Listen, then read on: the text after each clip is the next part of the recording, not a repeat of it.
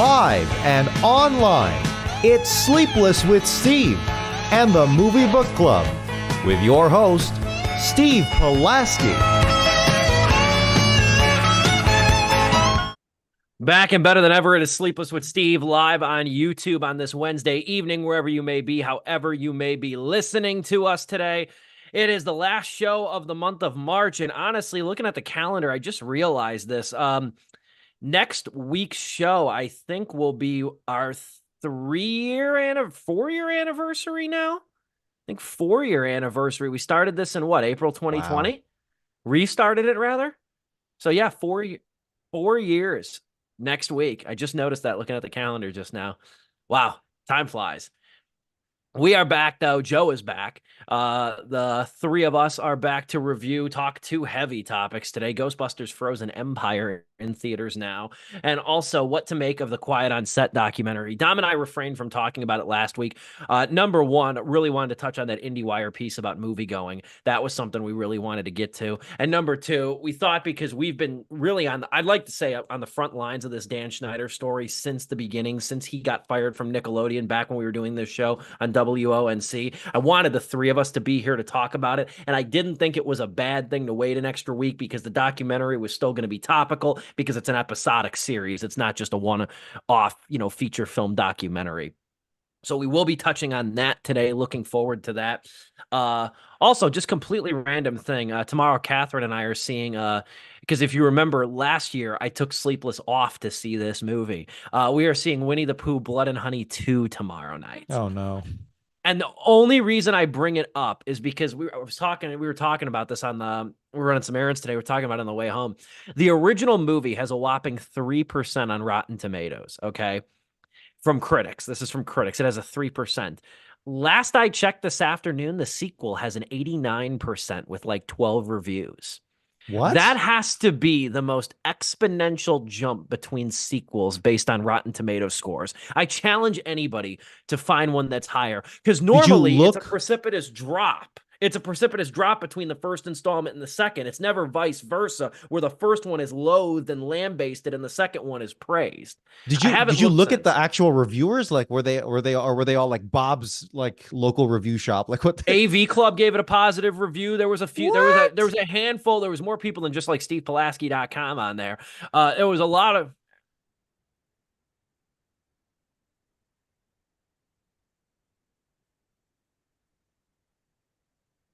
Wow. That's a high jump.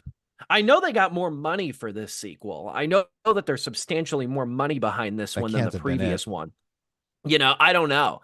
But the first one looked really fucking cheap, especially in a theater screen. It was one of the first movies in a long time that I saw in theaters where I'm like, this looks cheap.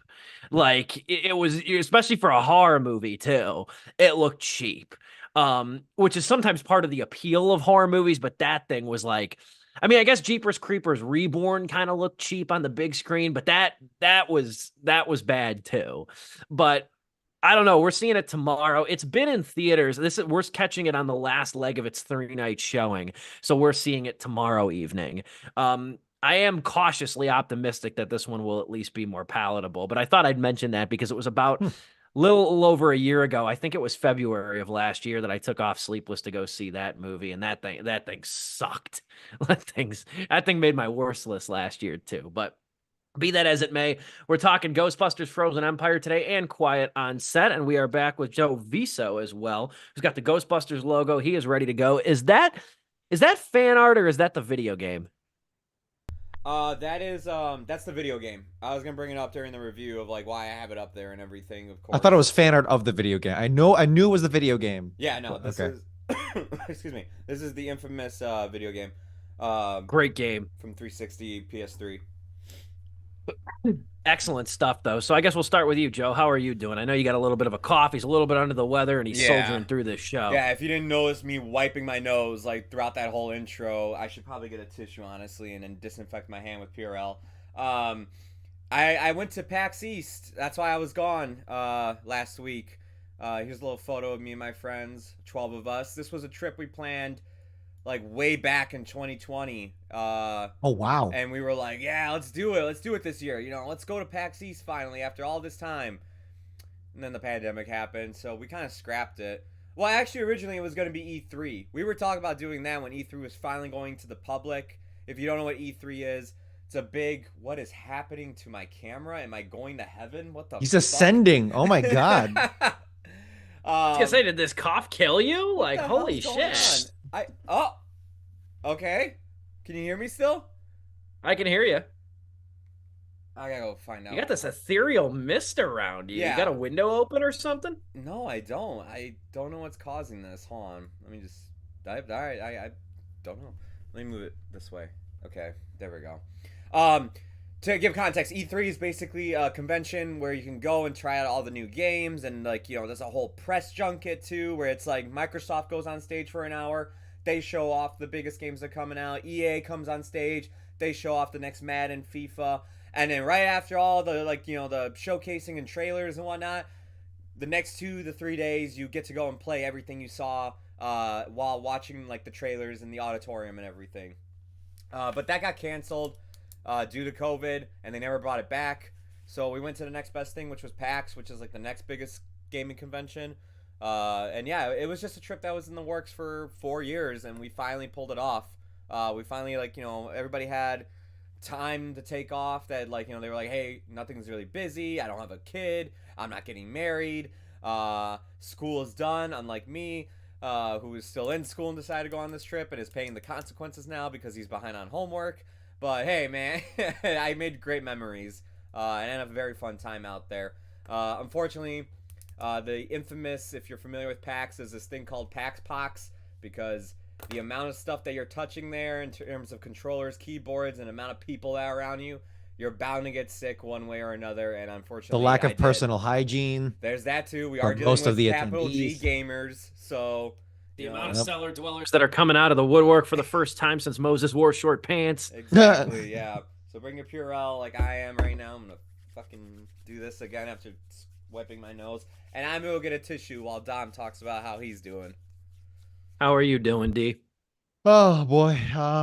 Doing okay. The season is really underway. It's just really great when work, it's like, you know what you need to, I'm being vague intentionally, but like, you know, work, you know what's coming for work, but like when the background stuff doesn't quite support it, suddenly you've got like, it's like you're working 2 jobs now, behind the scenes and the front of house. Not that I work in production for like a show or anything, but it's getting rough. And I think a lot of people can kind of, you know, understand that. Like I say, if you were working at a restaurant, it's like, it's hard enough dealing with all the customers at lunch rush, but if there's stuff going on, you know, your equipment's not working or someone's in the kitchen's not being weird, is being weird, then it can be really rough. So I think we can all agree with that, understand that to a degree, and I'm certainly feeling it now. But the important thing is that I got to see not only this week's movie, but a movie I hope we get to see in the future called Late Night with the Devil. And that, I'm not going to give a review, obviously, because we will do it together. But man, what a movie! Analog horror fans came home to roost with that thing. I guess that's a negative. They came home to a hell of a treat with that movie, and I really do hope we can talk about it at some point. Well, after you gentlemen see it, of course. I hope so too. I'm dying to see it. It picked a really crappy week, I think. It should have been a Halloween movie. I'm not joking. Like, it should have been a Halloween movie. It picked a crappy week to come out though, because not only is this just not the time for horror movies. I mean, I love horror movies year round, but it's just generally not a time to see them. But the problem is too, I think it's sacrificing its own theaters because of Ghostbusters and Godzilla X Kong 100%. as well. You know, so it's not going to get in theaters like mine that are like mid-sized theaters either, which sucks. I'm curious to know what the budget was, because this is a high probability of a bomb just based off the fact that there's it's came out at a bad time. Yeah, I don't know. I don't think they've released the budget for it, which is interesting. So it's intriguing. I see it made 2.8 million so far, which I don't know what the theater count is for that. I'm gonna guess about 600 theaters, 700 theaters. I'm gonna fact check myself real quick, and then we'll get started here. I know the one horror movie Catherine and I are gonna try to see it this week is it's a thriller, I think, more so. It's Immaculate with Sydney Sweeney. That's Hmm. in theaters now. Oh shit, it's actually in 1,000 theaters. Late Night with the Devil. It's actually in a That's thousand good. the That is that wide release. Wide release is like 750, right? Something like that. wide release is 600. 600. Wide release is 600. It's in like 500 more than the peak of The Zone of Interest, which was an Oscar nominated movie, but I won't go too long winded on that either. Hmm. Either way, though, I hope we do get to discuss this on the show, though, because it's a movie that as soon as Catherine showed me the trailer, I was all over that thing. Same. When you I showed it to love the me. look of it. I love the look of that thing. But we will get started here with Ghostbusters Frozen Empire. Did we review Afterlife on the show? I think we did. I I think think we we did. did. It might have just I been you think and me. No, it it was all might of have us. been. Oh, I was gonna say I do remember talking about Afterlife. It was just you two. I went on a birthday trip when you guys reviewed it because it came out in That November. was that trip was worth it. Let me say that. Yeah. Let me preempt it. Did you end up seeing Afterlife eventually, though? Yeah, no, I saw it the same weekend you guys saw it. I went to go see it for my birthday. My dad took me out to dinner and then we went to go see a movie. That was the movie we went to go see afterwards. So I just didn't review it with you guys because I was gone. Indeed. I was not a big fan of Afterlife. I feel like I was in the minority of that a little bit too because I see that movie's more fondly remembered than with me. I was not a fan of that movie. That movie felt like a 2-hour Easter egg hunt to me. Mhm. It really did. It It had felt this like weird yep. over reverence that kind of was off putting. But I am I don't know. I'll get into this with the review proper, but yeah, You are still ascending, Joe. You are having some I'm light becoming this a is issues. fucking great. ghost, He dude. is he is becoming a ghost. This is freaky, dude. I think you got to close your curtains. That's what I think it is. Late night with the Viso, man. That's what we got right here. That's exactly right. I was not a fan of Afterlife though. I thought that movie was tailor made for those YouTubers that make videos that are like 10 things you 100%. might have missed in this movie or something like that. It was more of a movie that felt sort of compiled together as like things that you remember and cherish from the original Ghostbusters movie put to a movie. And I had high hopes for that because the trailer sold that movie as something more unique and more original than it ended up being too. And then it was just basically a 2 hour. It was basically almost all of my faith for that movie fell out the window or went out the window when they introduced a new character named Podcast. And then I was like, oh, great. Okay, it's one of these movies. Okay, it's one of these Lego sequels. But was not a fan of Ghostbusters Afterlife too.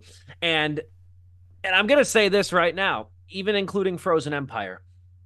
Might be a controversial take, but the only truly great Ghostbusters movie is the original 1984 movie. That might even be the only good one.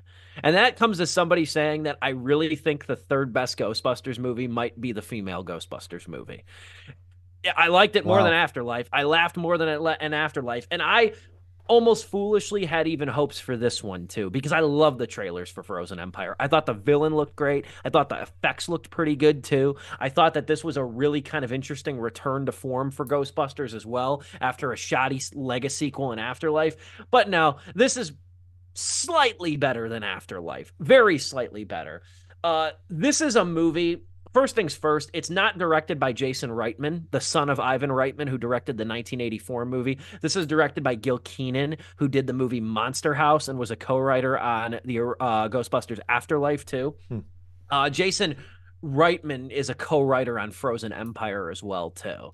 But this doesn't produce any sort of connection, any familial connection that comes close to the charm of the original two movies or even does something in a completely different direction, unfortunately too. This is a movie, it's not as Easter egg laden as Afterlife is, but this is a movie that is really brought down by a hasty storyline and too many fucking characters that are basically crashing into each other on screen in hopes of getting screen time. We're going to talk more about this. There are so many characters in this movie, and half of which don't even get a fraction of the screen time that you think they would. This reminded me of a movie I was really hoping it would not remind me of, and it reminded me a lot of Jurassic World Dominion. It reminded me Ooh. a lot of that movie, and I hate. Ooh. And that is one of the worst blockbusters this side of X-Men Apocalypse too. So that's where I'm starting. We'll go with you, Joe, since you missed last week. What say you about Ghostbusters Frozen Empire? Well, you took what I was gonna open up with, which was I was gonna call this movie Ghostbusters Dominion because yeah, that's how this movie fucking felt from beginning to end. Um, Look, I'm just gonna go straight to it as well, like Steve did. I wasn't crazy about Afterlife. I thought the first half of that movie had some good setup, but when you get to the second half, it became everything a legacy sequel usually does. Thought it was lazy, all that stuff and whatnot. In terms of Ghostbusters movies, I really only like the first one, and I just don't like any of the other ones. I can't even rank them honestly because I just don't like any of them after that. I don't know where I would put any of these at honestly. They're all kind of they're all just kind of like just mediocre to bad for me. If you want to know what I would consider the best sequel to Ghostbusters, it is. I mean, we were just talking about this in the pre-show or even when we came on air, but it is the video game. What I'm using as my background. This has all 4 original Ghostbusters, all their voice actors coming back. The voice actors, as in Bill Murray, Dan Aykroyd, Ernie Hudson, excuse me, sorry, and of course Harold Ramis. They all come back and voice their characters, and you play a new recruit who's going to be brought in to usher a new generation of Ghostbusters and everything. It's a great story. You get to be in the world of Ghostbusters, and it feels like a real sequel. It feels like the story is actually evolving, and they're doing something different with the Ghostbusters property, which I can't say for any of the sequels or even remakes to these movies. What's up, Steve?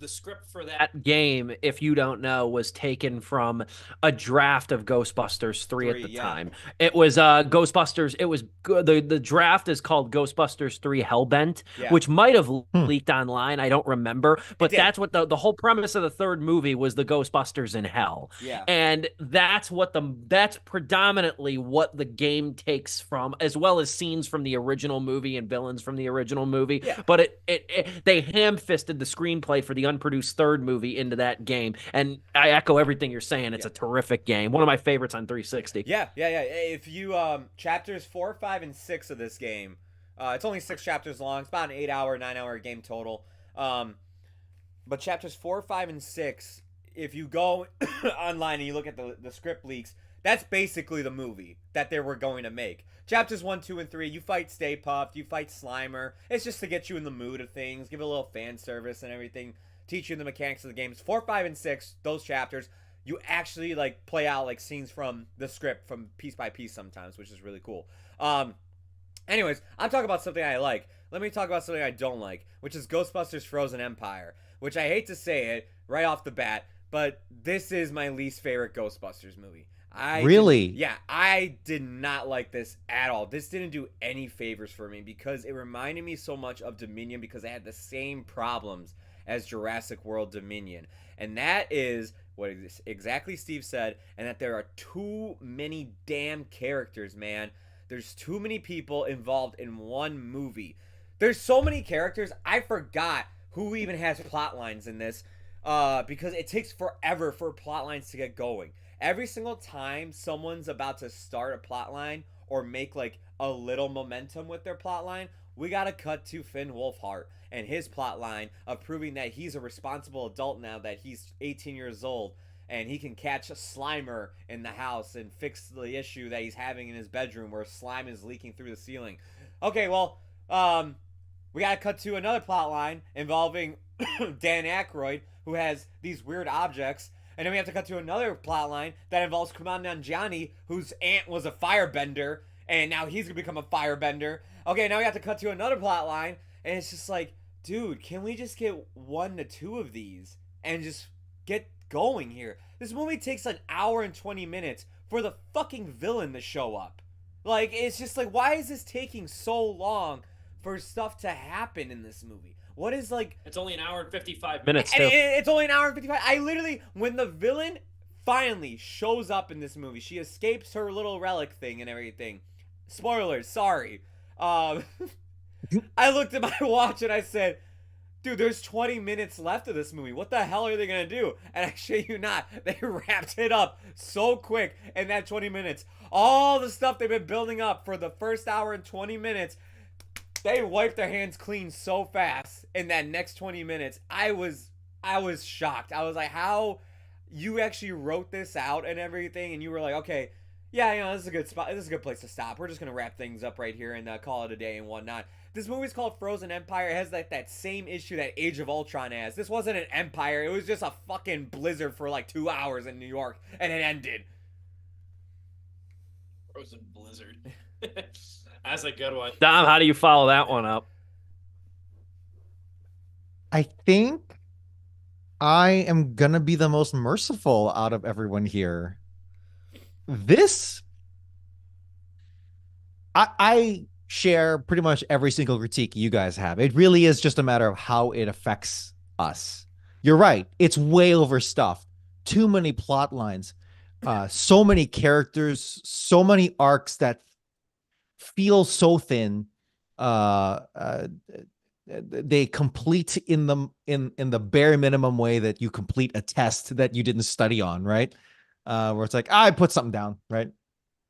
But here's the thing, and here's where I'll differ, is that this, something about the characters, probably the actors that are playing them, and the way that the messages of the arcs are supposed to be, and of these plot lines, right? These character arcs and these plot arcs and these plot lines, there's actually something very endearing about this movie for me. And I don't know what it is, because I'm not the biggest Ghostbusters guy. I barely remember what happens in the first two original 80s Ghostbusters movies. So I'm not part of Ghostbusters mania in any way, shape, or form, never have been. The closest I got to Ghostbusters mania was the Angry Video Games Nerds review of the bad video games. So those are great too. Back when he was the angry, I remember watching the Angry Video Game Nerd before, when he was the Angry Nintendo Nerd, uploading on GameTrailers.com. GameTrailers.com was the YouTube before YouTube for me. That's where I found Mega 64. You brought it up. I have to quote it because of what was it? The second game on NES, Ghostbusters 2, it doesn't have a pause feature. Yeah, it doesn't have a pause feature. And he's like, I mean, if you got to take a shit or answer the phone, it's like, sorry, I'm playing this game. I got shit stains in my pants and an answering message on my phone that says, sorry, I'm playing Ghostbusters 2 on Nintendo. Oh my God. His style is a little dated now, but you gotta, shout out to the OG Angry Video Shout out Game to Nerd. James Rolfe. James Ralph, he is classic, and those old insult videos still get me, man. They give me a good chuckle. But anyway, for the movie, like, I can't really go hard in that way on this movie like Joe is. Here's the thing, I don't disagree, Joe. If you feel that way, it's like, I actually get what you're saying, but for some reason, there's something really endearing about this.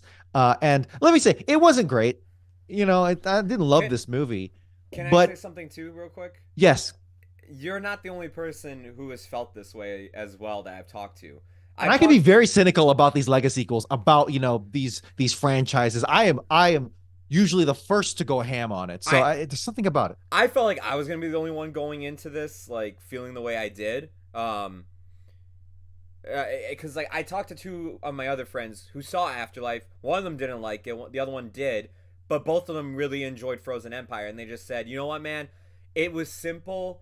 It wasn't like, yeah, the writing wise wasn't best, but they said there was so much going on that, like, it was like candy. Like, I just had so much to, like, eat from and choose from different flavors that, like, I was always having just a fun time just seeing, hey, what's happening over here? And then, like, even though, like, they understood my critiques, they were just like, there was just something about it that, like, I just liked hanging out with the crew. There you go. Thank you for that phrase, hanging out with the crew. That is absolutely what it felt like. Obviously, it's not great for a reviewer to try and steal feelings from other reviewers, but I got credit where credit is due. Rocco Bodie from Mega 64, he put a tweet up. He's a big Ghostbusters fan. He animated series OG, but he posted on Twitter. It's like, hey, yeah, so Ghostbusters Frozen Empire, something about it felt like a really overstuffed, like, television episode. And he vibes with that, and you know what? I kind of vibe with that too. That's kind of how it feels. It's like, I'm not saying this should have been a TV show or even how you do that. I don't want to get into the logistics of gaming that whatsoever, but there is something comforting about it, which is really saying something from someone who doesn't care too much about the Ghostbusters. And I think the acting um, has a lot to do with it. So, McKenna Grace is the star. Once again, she holds all of the emotional weight, or at least overwhelming majority of it. She's killing it as this, angsty, but not in a annoying way, in a very endearing way.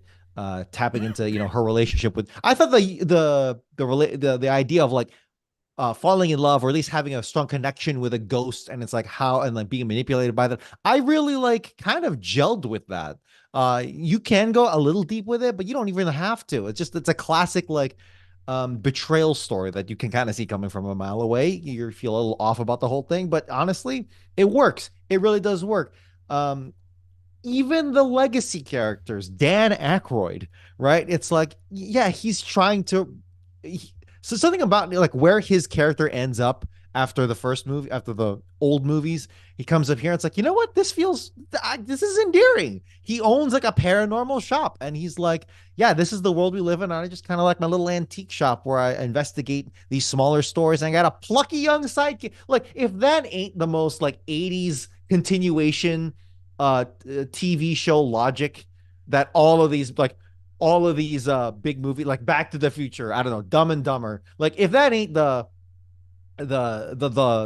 natural endpoint where it's like, yeah, we got this plucky young kid who hosts a podcast or hosts his own show, and it's like hanging out with the older guys, like that's, I don't know. It gave it when I walked out of that movie and into Late Night with the Devil. When I walked out of that movie, I was like, you know what? This is all right. This is a-okay. And any critiques that you gentlemen have, I absolutely agree with. I'm not even arguing here. It's just interesting how it affected me differently. Go ahead, Steve. I'm gonna add on to this though. I think Dan Aykroyd is one of the only people that gets honestly a worthwhile time in this movie, because you can tell of all the Ghostbusters movies, I feel like he's the one who hasn't been until now afforded a tangible arc.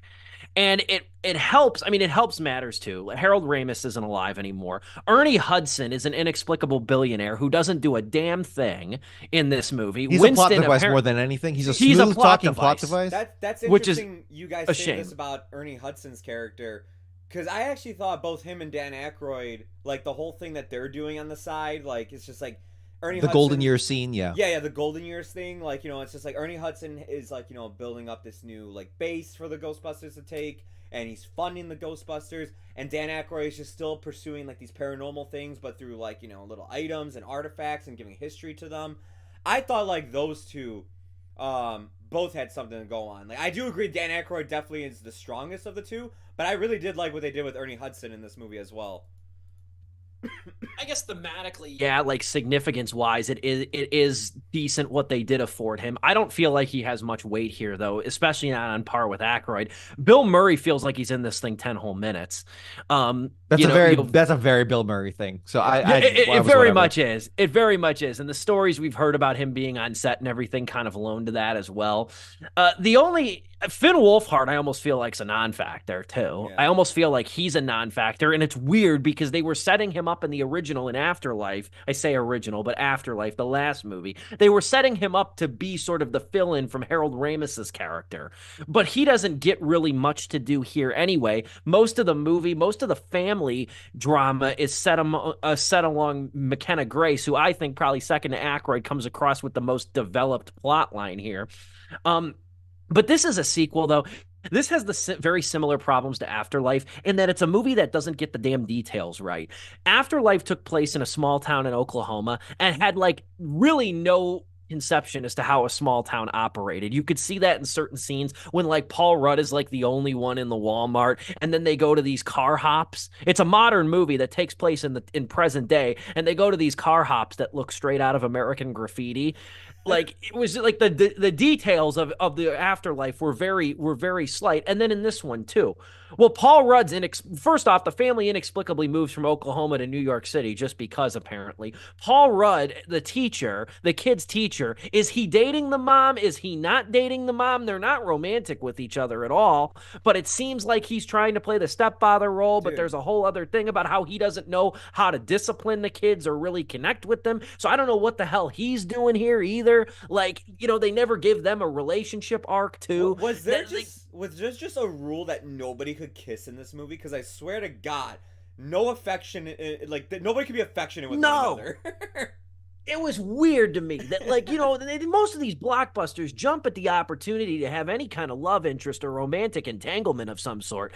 But for whatever reason, it was like Paul Rudd and Carrie Coon had to social distance the whole damn thing. I don't think know. it's okay. I get what you're saying, but it's like not. Oh, I didn't need another plot point. I just don't know why the teacher moved with them. See, and this is me backpedaling now even more. I actually dug the whole Paul Rudd being the stepdad thing, and even him having learn there was a thread of that line there. Like that arc was complete, right? Like I actually was it heavy? Was it big? No, but it was there. I actually thought the whole thing where he had to he has to step up for the mom and everything and actually back her up in the middle of an argument. I was like, okay, no, that was actually a good scene. I actually felt something there. It's just it doesn't go anywhere past that. It's just, again, all that is resolved. This is the biggest issue I have, is that they do all these plot lines and they're all resolved like that just from killing the big bad, when it's like the big bad had nothing to do with these plot lines except one of them. And just eliminating him apparently resolved all this shit. Yeah, I will say Dan Aykroyd, I think, comes out the best here. McKenna Grace, I feel like everybody's shafted here in some way. Her plot line is shafted, but she does share a very nice moment with that ghost Melody that she meets, played by Emily Allen Lind. She does share a very nice moment over a game of chess. I will say that. And that was not something I expected to say in a Ghostbusters movie. I feel like there was more meat on that bone that they could have explored. I also felt that way because they set up a whole rule set too about how that device she uses to take her soul out is supposed to be used. And then they establish it with Ernie Hudson, and then they do something completely different when she goes inside of it. And I'm like, that's not what you said. Okay, whatever. I was just like, sure. And I will say, I'm not gonna remember this performance by probably the summer, but I will say though, Kumail Nanjiani wasn't half bad either. He wasn't half bad. I got some laughs. Kumail Nanjiani is really underrated when it comes to deadpan comedy, and I always like seeing him in movies. I thought he was fine here. He was solid. He got a couple laughs out of me as being like a layabout. People try to pigeonhole him as Aziz Ansari 2.0, but honestly, he holds his own as beyond that, and it's a little slapstick in this one in this sense, and I appreciated it. I can see some people being annoyed with and this is more of a movie thing than a him thing, but it's like it's like, oh, hey, big serious moment, and then it's like cut to Kumail Nanjiani being funny on the side, and it's like all action stops. Like, okay, whatever, classic comedy moment, but it's again, that is a negative that should be counted, but also it's I don't know, it's whatever. I can kind of excuse it. I don't know why. I should be more cynical than I am with this. It's okay. Next week we're reviewing Godzilla x Kong. I'll be in your seat and you'll be in mine, dude. It's gonna be fine. That's an excellent point. That is an excellent point, motherfucker. It's probably true. Sidebar two. And I know people are going to be like, I know there's going to be, because I've had a coronation of people who have told me to review the movie, when it was in theaters, and I didn't. So that's completely on me, and I understand. Real quick because we'll go into closing thoughts after our intermission here. Joe, why the fuck is Godzilla -1 not streaming anywhere? I don't know, man. You have to ask Japan. We have to. What the hell is with Toho? The thing was not. I just got done bitching about the Zone of Interest getting shafted theatrical release over here. You cannot watch Godzilla -1 anywhere, and the damn thing just won an Oscar. No, yeah, you can't. I was gonna watch -1. Me and Catherine were gonna watch -1 this week in preparation for Godzilla versus Kong, even though I totally know they're pretty divorced. But just for the anticipatory factor of it and everything, you can't see the damn thing anywhere. No, it's unbelievable. Anyway. No, they better make Toho better make it up, and they better release a Blu-ray with -1 color packaged into it too. I'll That'd say be that cool. much. That'd be cool. Yeah. They better do that. That's the least they could do. I feel like we're back in 2002 when you had to wait like 8 months for the thing to come to DVD. But anyway, we'll come back and I'll give our final thoughts here on Ghostbusters Frozen Empire. And then we got a doozy, a capital D doozy of a topic to talk about with Quiet on Set and all the revelations that have come with that docuseries now streaming on Max. We'll be back here in just a couple of minutes. Don't go anywhere. It's Wednesday night. That means it's Sleepless with Steve live on YouTube.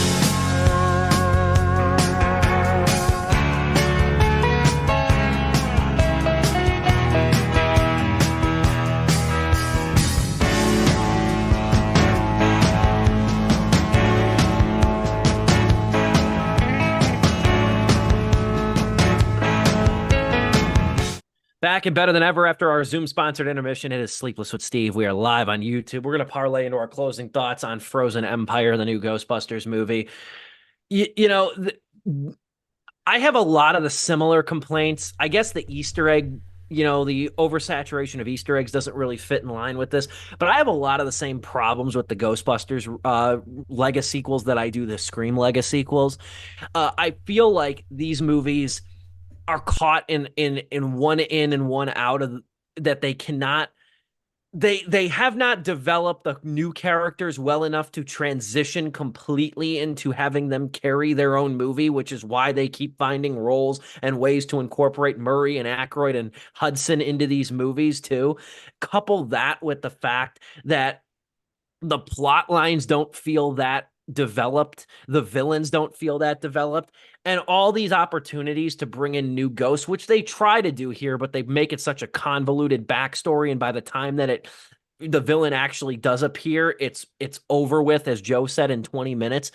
They do that in such a way that it doesn't really form much of a connection with you and the characters, let alone the happenings on the screen either. So what you're getting, though, with the Ghostbusters movies in particular, you're getting the same Slimer and Stay Puft, the same villains that we've been accustomed to now for 4 or 5 movies. Like they feel like they're still tethered to the past and they can't really go forward in the future because they don't develop these new characters. And outside of Aykroyd, they don't provide a purpose for the beloved cast who laid the groundwork either.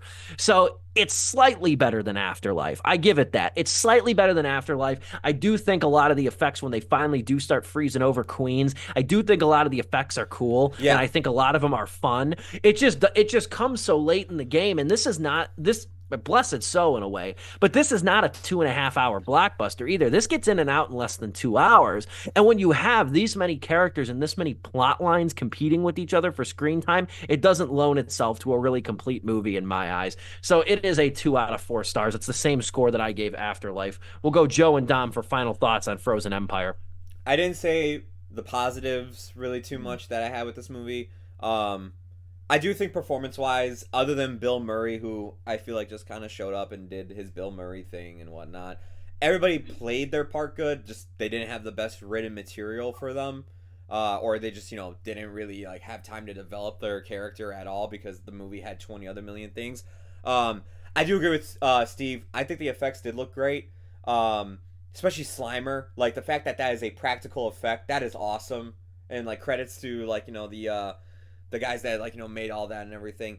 Also, the score in this movie, I really think they did a good job taking score from the original Ghostbusters music from this video game as well as doing their own new thing. And I was like, you know what? If anything, I enjoy listening to the soundtrack that's being played. Obviously, yeah, the theme is always fun to hear, but like the actual like orchestrated soundtrack underneath, I'm like, hey, this is actually pretty good. And I like the way they incorporated just old sounds with new music that they wrote for the movie and everything. I was like, this is actually pretty nice. But yeah, for me, I felt like Afterlife was a step forward. Like I still didn't like the movie, but at least I was like, hey, we're not in New York, we're in Oklahoma. It's a whole new set of kids. They're doing their own thing. The Ghostbusters only show up in the last 5 minutes, really, and do something. Like, they call Dan Aykroyd over the phone in that movie, but, like, other than that, they only show up at the very end. This movie was a step backwards, I feel like. And it was like, damn, like, I thought, actually, we were going somewhere different with this franchise. And while, like, I was excited, like Steve was, for this movie, because I was like, you know what, the trailers have been really good. And Afterlife was heading in the right direction. I just wasn't feeling it. No, the minute I walked out of the theater, I was walking out of the theater the moment I heard that theme song playing underneath some dialogue while they were outside the firehouse being interviewed by the news team. I started getting up from my chair. I'm like, all right, they're about to play the theme. I can head out. They're going to end this movie. That's how much it pissed me off. This movie is 1 out of 4 stars for me. I'm sorry. Whoa, really? Yeah, this is probably gonna end up on my worst stuff list. I'm sorry. Wow. Okay. Okay, Dom, send us home. Dom will be the arbitrator on this one. I knew I would probably be the best score out of all of us, but I didn't think one. I don't think this deserves 1. I think at 1.5, even from your point of view, Joe. But that's a me thing. All right, fine. Give him a half, and the half is for McKenna Grace, who did you lowball me on purpose? Was that a negotiative 1? No. 1 is really harsh. I think I am being a bit harsh. Maybe it's me being sick, but I'll give an extra half for McKenna Grace, who I feel like out of all the new cast members, she still has me down to be like, okay, look, I'll come back to watch her character and Dan Aykroyd hang out with each other, because that relationship there, those two, is really cool. Yeah. I can't really argue your gentleman's points at all. It just affected me a little differently, and I think that's just the state that we're in. Have you guys been watching TV lately? Because I really haven't at all. The exception is Quiet on Set, which is not really TV, in the traditional sense. But regardless, for me, I'm gonna mercifully give this 2.5 out of 4 stars, which even I'm a little surprised by. But the fact that I'm this tepid still is kind of a negative. It very much is, because if it's like, I can see the crumbs here, I can see the kernel of like really good, really engaging,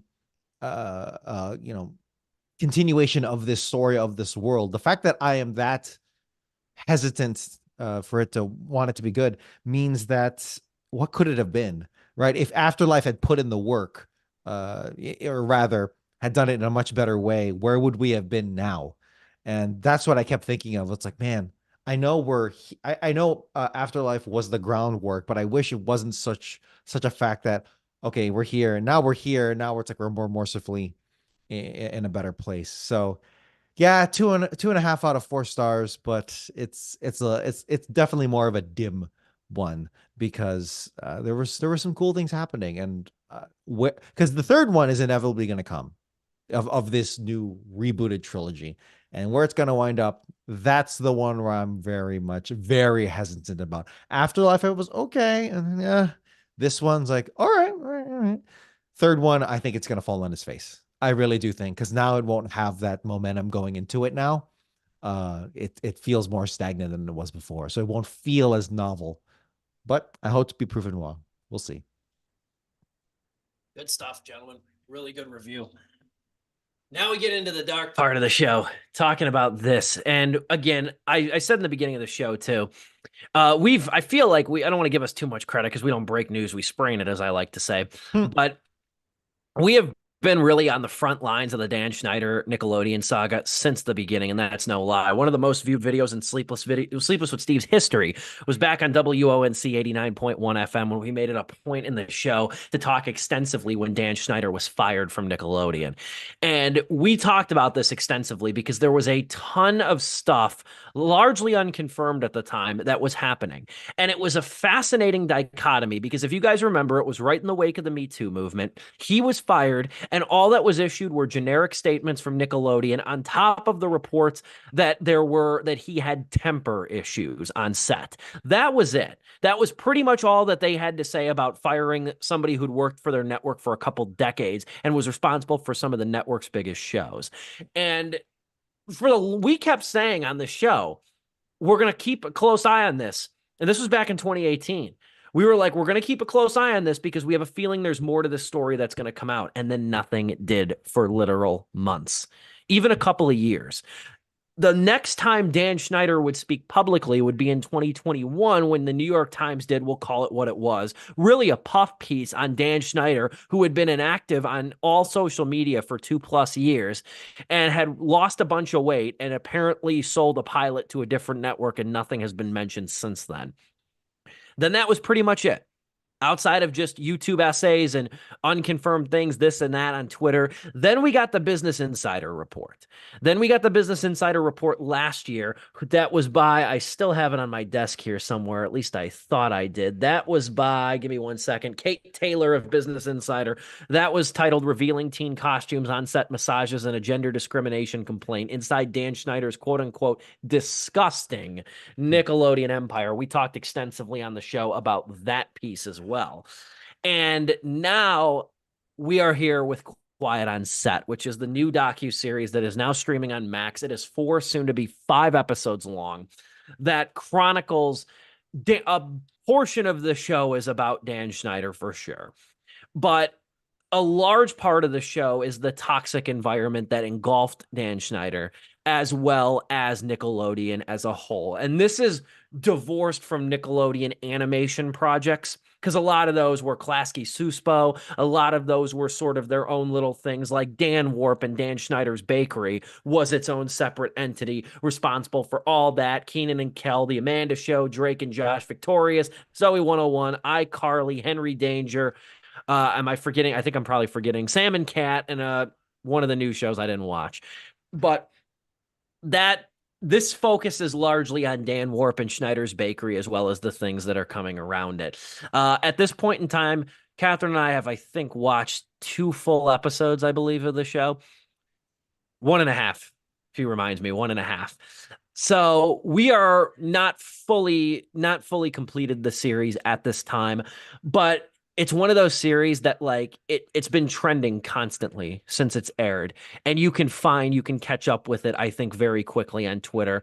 The bombshell of this series, and we will get into that too, I've kind of provided a little roadmap. The bombshell of this series has been Drake Bell's involvement with the documentary, and him finally revealing after all this time that he was the victim in the Brian Peck Nickelodeon case. The Brian Peck case is not new. I don't know how many people know that. The Brian Peck case has been known for years and years and years. It's not a secret. There's a meme that goes around. You can look it up if you want. If you look up Nickelodeon Creep Club, it was a meme that was created about 10+ years ago that has Dan Schneider and a few other names, including Easel Channel's one of them. The one guy who's brought up in this show, O'Brien, I think his name is. The one guy who's brought up in this show is on it too, but it is a meme that's been circulating on Twitter for 10 plus years that names a lot of Nickelodeon staffers and showrunners that were convicted pedophiles. Brian Peck's case has been public for years. The only thing that was not known was who the victim was because it was a minor at the time. And now it's been revealed that it was Drake Bell. Right about the time that Drake and Josh was going to start, with the subsequent trial occurring during the fucking show, Drake and Josh. That has been the bombshell of the series by far. And it has got a lot of attention on Drake Bell, who was brave enough to speak about it and brave enough to admit that he was the victim at this time. It features a lot of on-camera interviews with Joe Bell, his father, as well as writers from The Amanda Show, former actors that were on the show as well, that and all that as well. There's a lot to unpack. That's just a general overview of Quiet on Set. I don't think any of us have watched the series in its entirety, but we've undoubtedly kept up with the headlines, read a bunch of stories on it. Where does it sit with you, Joe? What do you want to touch on with Quiet on Set?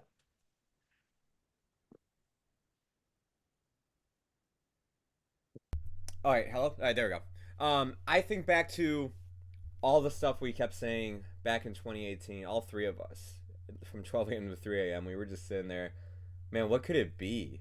And just going over our heads of like what was happening on the show, or like the weird stuff that people would be pointing out on Twitter, and what that would be. What stood out to me is that it was everything that we basically were saying, and it was even worse than what we were saying.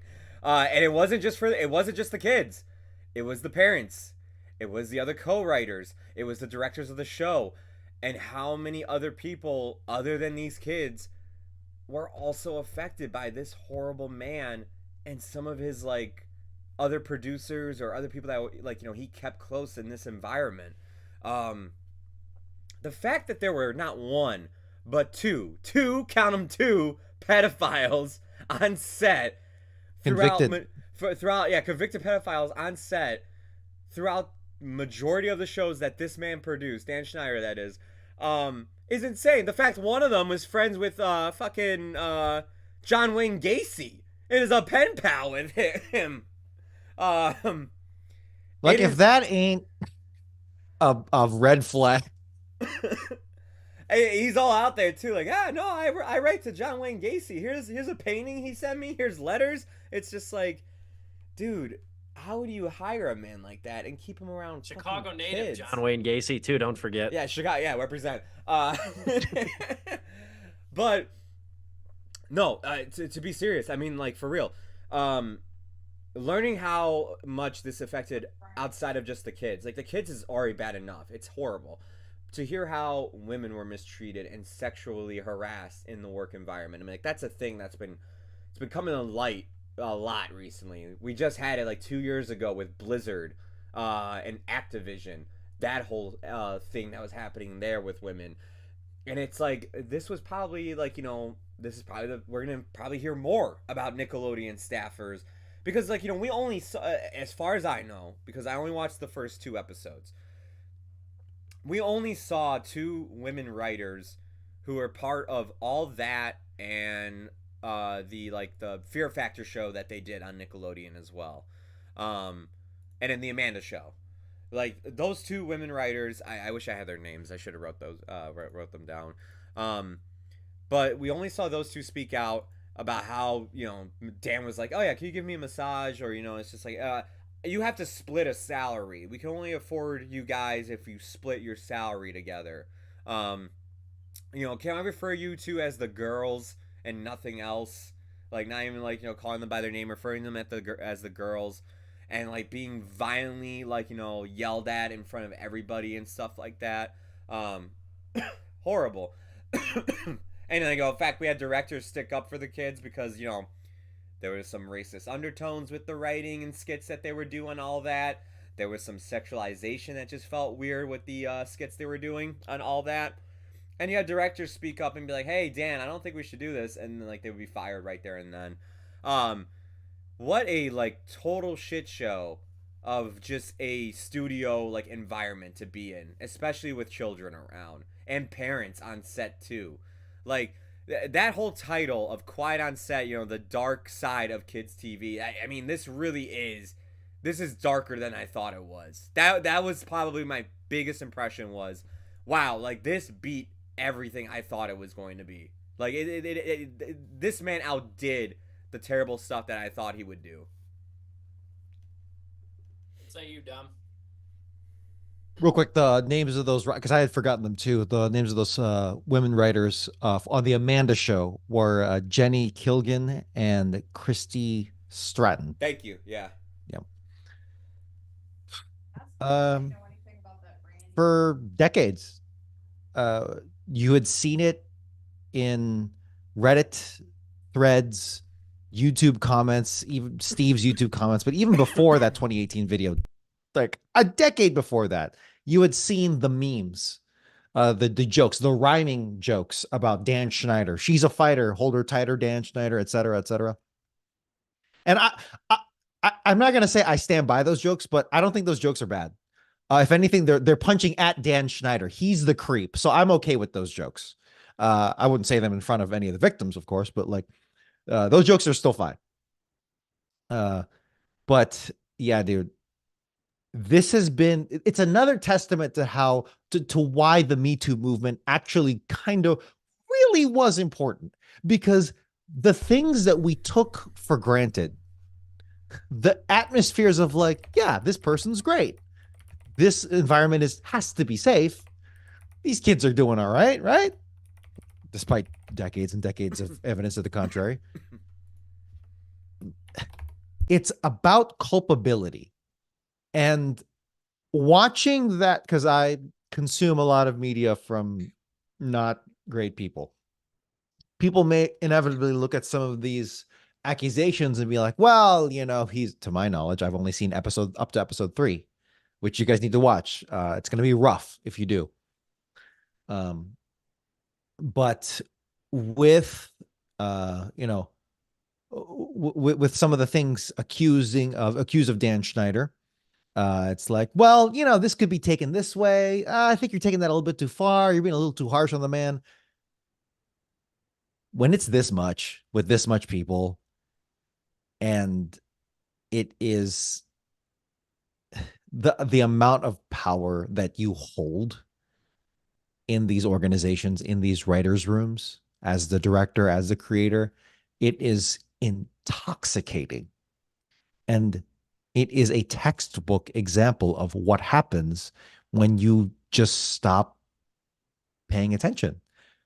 Or rather, you don't even have because there's a lot of culpability of the other male writers in those writers' rooms and the other producers, where it's like, yeah, maybe I should have said something. So there's a lot of bystander effect too. But that is the heart of this. Obviously, like when people who are drunk with power abuse it to the extent that they did, that's kind of cut and dry. But the real lesson here is like, man, we really did this for the money. We did it for the ratings.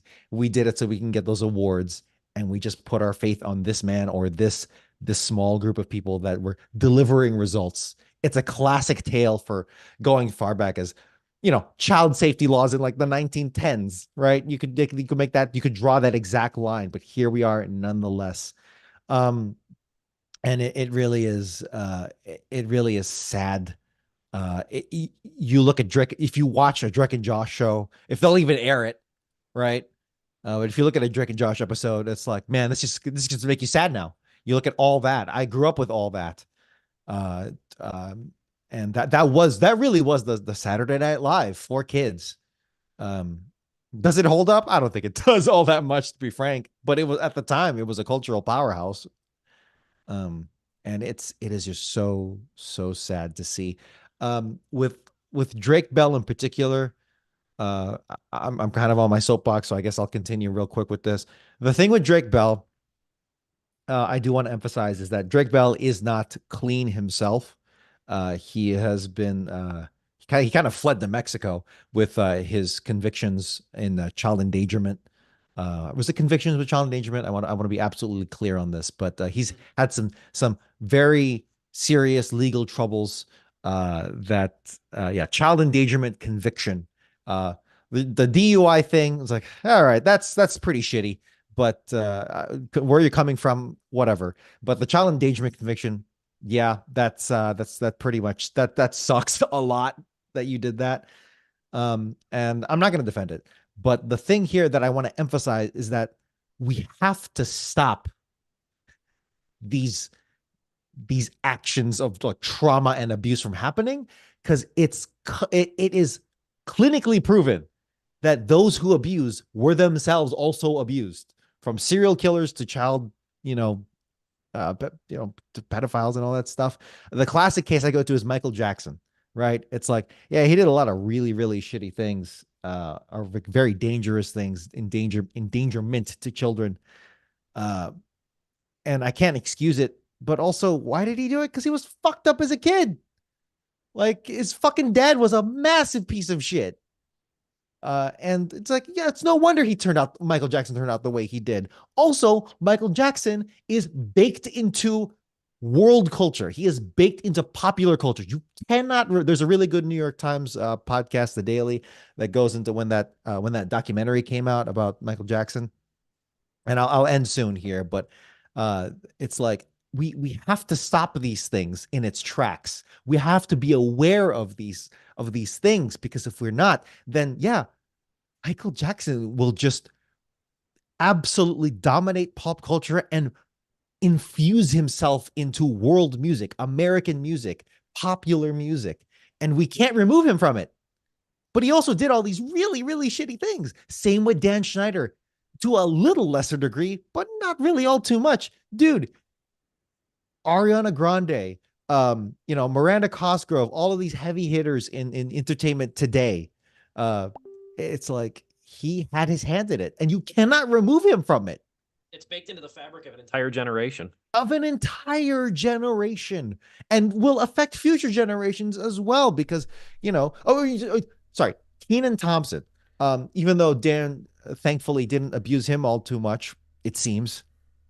But it's like there's a direct connection there, right? Kenan Thompson would not have been the person he was today as the now standing godfather of SNL, the elder of Saturday Night Live, if he didn't get his start in all that. And why did all that happen? Because of Dan Schneider. Yeah. Right? Obviously, a lot of other people had their hands in it, but it really was because of him. I mean, you could look at even what happened with Amanda Bynes as like that was something. Yes, from Dan absolutely. Schneider. Yeah. Yeah, I don't know, gentlemen, please take it from me, but it's like that is the tragedy, the lasting. Obviously, what happened to these kids and what happened to these female writers and everyone who was affected. Obviously, that is the direct abuse that should be rectified, acknowledged, and mourned over, and whatever compensation we can give to these victims. But beyond that, it's like for us regular folks that thankfully were removed from this, but still had a connection to it. That's the tragedy of it all. I mean, shit, you had and Catherine was bringing it up in the chat on YouTube, but like Brandy, the little girl that like was had a producer expose himself to her, and the mom was just like, "What the hell do I do?" And she was just distraught, and she didn't know how to help her own child. Like that's why, again, the amount of people this affected outside the kids is even crazy. Yeah, she reminded me about Brandy. There's so much in even those first two episodes too. I almost overlooked it. But in episode 2, though, they talk about this young girl, this 11-year-old victim who goes by the alias of Brandy, presumably, who received a sexually explicit email from Jason Handy, who was a production assistant on these shows too. And he later confessed to being a pedophile and went to jail for it too. That's another interesting element of this. I don't know if we'll ever know who Brandy is, but that's another interesting element, because you guarantee that's not the only story. Just because the Quiet on Set's aired. Just because it aired, though, doesn't mean that you think, or doesn't mean that there's not these other stories. She could very well, Catherine brings up a good point, too. She could very well be dead. Jeez, I didn't even think about that. That's absolutely true. Because she noted even, too, she's talked about in past tense in the show, were. You wonder that. And there's undercurrents of this show that you wonder, because it's not, you're dealing with minors too. It's not all cut and dry. The one thing I also want to bring up too, I'll kind of end things on this, and we could do a whole show on this docuseries, and there's so much that we still have to watch too. It might not be the last time we talk about it because they are making a 5th episode too, I guess, with Drake Bell. That was announced this week. The other portion is that this thing was so big that it got Dan Schneider to talk. Did you guys watch that 19-minute video? I didn't watch the whole thing. What a fever dream. I watched the 10 minutes of it while I was out in Boston, but like, what a wild response video. Well, and it wasn't the interesting. It wasn't wild in the Kevin Spacey's response video response. That's it doesn't wild. go that high. That's incredible. That there's an artistry to that is absolutely despicable. I think it's just the way it starts. Like he's just like, all right, Dan, do you want to say anything? He's like, I'm sorry. It's just like... Yeah. Well, and then like. That was so weird. Like, because it has Tebow. If you haven't seen it, it's Boogie, who's Tebow from iCarly. That's my real question about this. Dan Schneider's doing whatever. He's doing his thing. The best line delivery in that whole video, in my opinion, is Boogie saying, Dan, let's talk about the onset massages. Not cool, man. It's the best line delivery of the whole goddamn video. But I bring it up, though, because this is the first time, really, that Dan Schneider has been, I believe, on camera since he was fired from Nickelodeon. Yeah. So that's no small thing either. That NY Times piece was just an article. That was not a video interview by any means. Yeah. The thing, though, is like, and what struck me, and we'll each touch on a point here real quick as far as we got the last 10 minutes of the show here. What struck me about that video, though, was how, and we're seeing it now, now that it's been a week since it's been out, is how empty it ultimately is. There's an article I just noticed from the Hollywood Reporter, if you Google Dan Schneider's name, that says Dan Schneider and Nickelodeon have had no talks about pulling any scenes in particular from any Nickelodeon shows, number one. And number two, he says in that video, very early in the video too, I owe some people a pretty strong apology. Well, pick up a fucking phone. You can pick up a fucking video camera just as quick. He says that too, where it's like, I wish I could call them up on the phone. It's like, I'm pretty sure you got a Rolodex. You got a Rolodex. You could very easily get a hold of Alexa Nichols. You could very easily get a hold of these writers. The fact that it took this long, right? Okay, now the accusations come out. Sorry. Yeah. Now that Drake Bell's name's out there in conjunction with Brian Pack, now you want to say something. I mean, you could tell even from that video too, he's a crafty con man, son of a bitch. He really is. Like, if you're like, you could very well believe like being a father figure to some of these kids, or like being the god on set or whatever, that you could get roped into his shit really quickly. He's got that effect. He's got just enough charisma and just enough sort of childlike charm from being around children his entire career. You can buy his shit. You could buy his shit if you were young. You really could. Yeah. I bet there's I'm sure there's a lot of people who looked at that apology video or that whatever interview, and I bet they walked away being like, oh, he's not so bad. I bet you, because they just didn't, they can't process the depths to which that this is all, it's so craven. It's so masterfully crafted that the fact that it went on for this long, and the fact that even in the back of everyone's minds who was working, right, internally, actors, producers, parents, especially parents, in the back of their minds, it's like, yeah, there's something wrong here. There's something wrong here. And that it didn't come crashing down until, when he got fired, or even now, you could say it's honestly a testament to Schneider's ability at working a crowd, at working a workplace. It's so devious. It's incredible. This might not be the last time we touch on this whole thing. No. Because we still have episodes to watch, and there's still probably stuff that's going to come out. I don't think the story's going to go away anytime soon. I think this is going to be one that lingers for sure. Quiet on Set's currently streaming, though, at 4 episodes at least, soon to be 5, now streaming on the streaming service Max. We will quit here tonight, gentlemen. Really good show. 2 very big topics. I think we tackled them pretty well tonight. Next week, Godzilla versus Kong: The New Empire. That is next week. Take note too. I don't know if you guys saw this. This movie is the same length as Ghostbusters: Frozen Empire. It's an hour and 55 minutes. And I'm kind of shocked. I'm kind of shocked by that in a way, because I was really expecting this thing to be at least 2 hours and 20 minutes. So thought that was interesting. Godzilla versus Kong was like even less time. They know what they want to do. I hope this is good. I root for Kong. It didn't get me very far in the first one, but I root for Kong.